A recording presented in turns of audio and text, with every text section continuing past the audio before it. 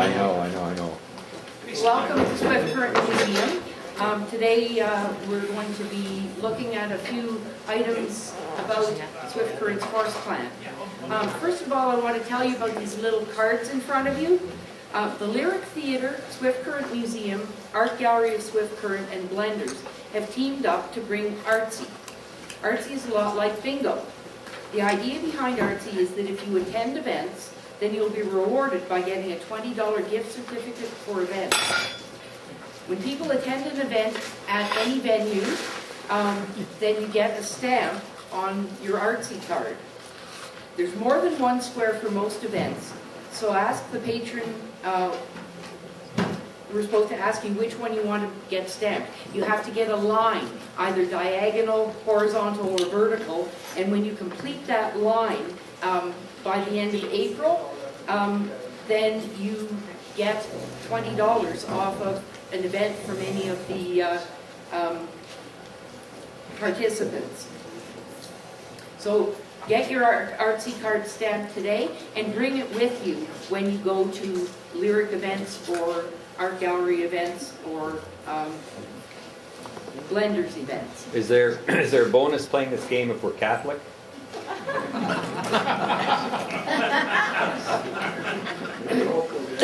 I'm afraid you'll have to ask the new pope.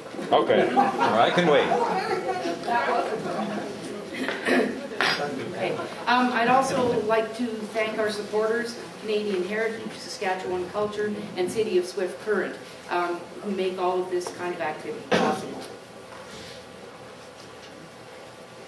So this is a picture, an aerial photograph of the horse plant.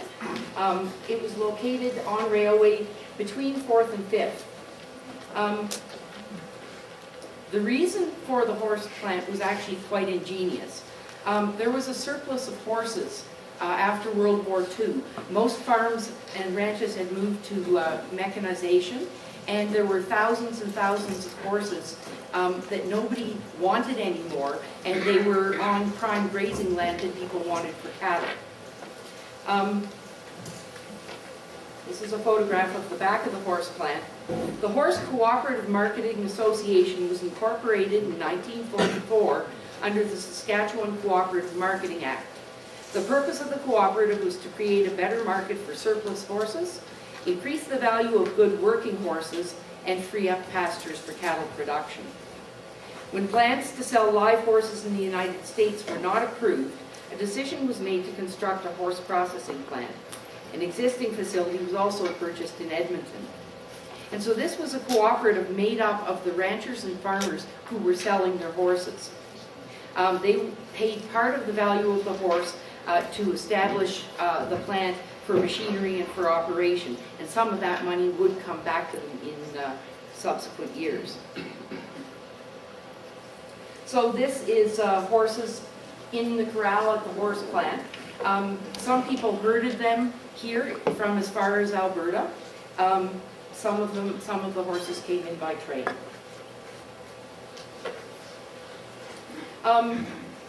This is a picture of horses near the ramp of the horse plant, and that ramp led to the killing floor, which was on the second story. Some of the horses were of great quality. They just didn't have a purpose anymore, and as I mentioned, we're taking up valuable grazing land. Gray and white horses were worth considerably less than brown and black horses, and bony horses even less.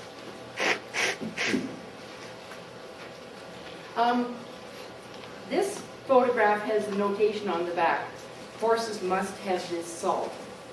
They did take care of the animals when they came in. There was an article noting that very few animals were dead or crippled during transportation, and then they fed and cared for them in the corrals while they were waiting for processing. Here's a bunch of little pretties. I've been told that a number of children would sneak down to the horse plant and try to ride the horses. And one fellow told me that it was some of the horses were very timid, and so it would take a bit of work to get it to come over to the fence. And then you would climb on, and you'd be thrown off, and then you'd get back to the fence and lure another one over, and you would just spend hours of entertainment trying to get on these horses. This photograph has a notation on the back, saved for another day. You can see two horses returning to the corrals at the end of the day's kill. The ramp leads to the killing floor. And so this horse was just about on its way up, but they finished their kills for the day, so it came back to the corral.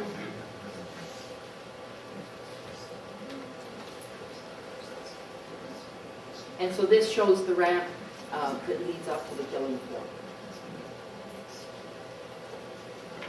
And this is a photograph in the shooting box.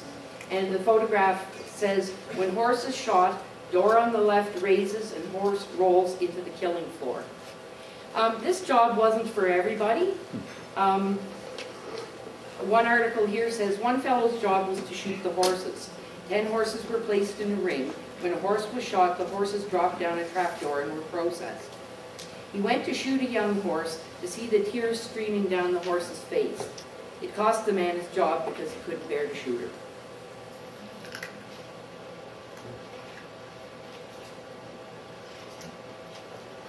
I have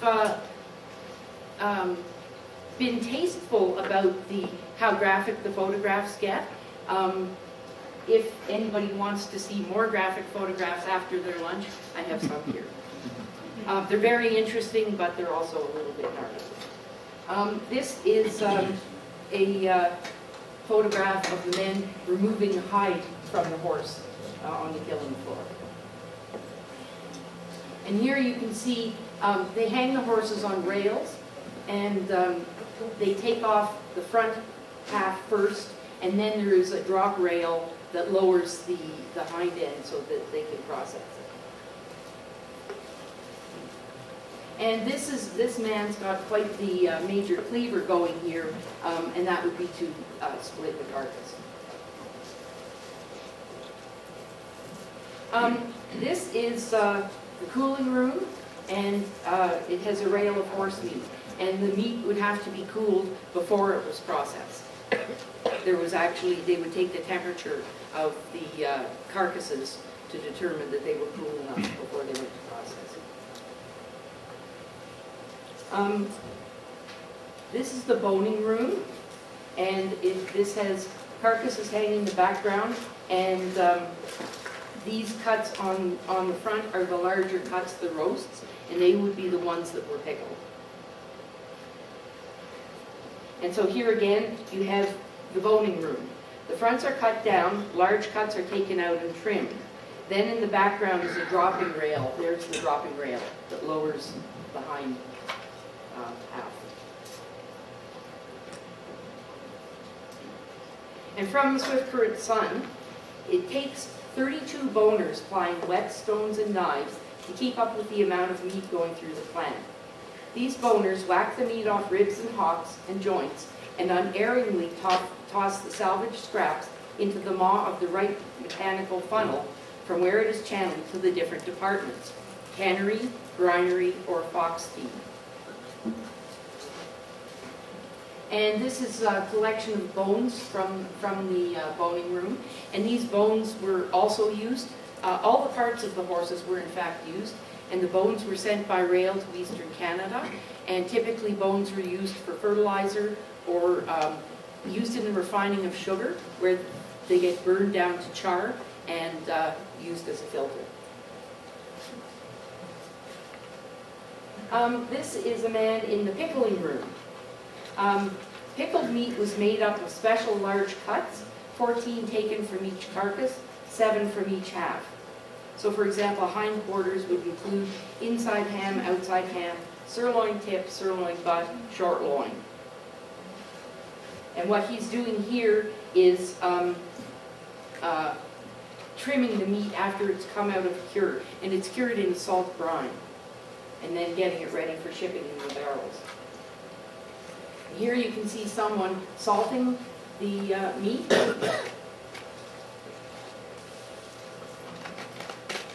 And again, the barrels in the background in this vast bin of salt.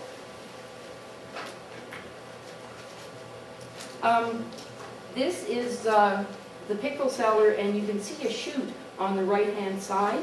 That comes from the boning room, from which meat falls.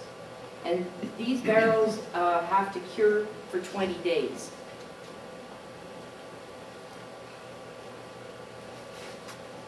And so these are completed barrels.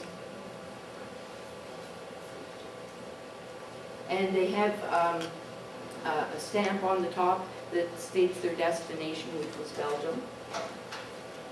And here, outside of the back, are the barrels loaded for shipping and CP cars full of bones.